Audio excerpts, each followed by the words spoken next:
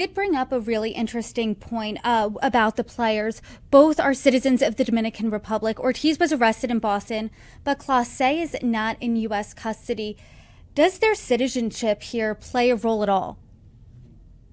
Yeah, I think it can. I think it changes the analysis, perhaps when you're as a criminal defendant, a defendant in a criminal case, when you're talking about your options with your defense attorney. I know as a defense attorney that when I have a client who's not a U.S. citizen, the metrics change. The things that you have to consider change, right? Because you may have a life and a family here in the United States, and being able to remain in the United States may be more important to you than anything else. And that may not be a possibility if you are convicted of a crime.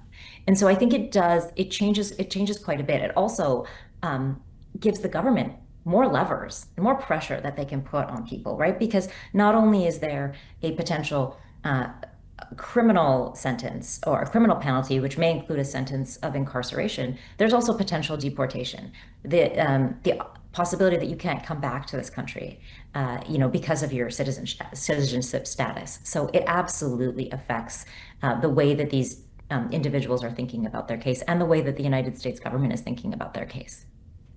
And so, like we've been saying in this conversation, another bombshell in professional sports. What specifically are you looking out for next?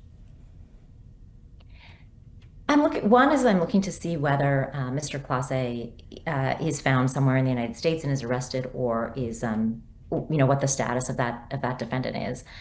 Also looking to see whether there's any additional information released by the defense team here, and whether these cases are going to go to trial, or if there's going to be some kind of a plea agreement leading up to trial.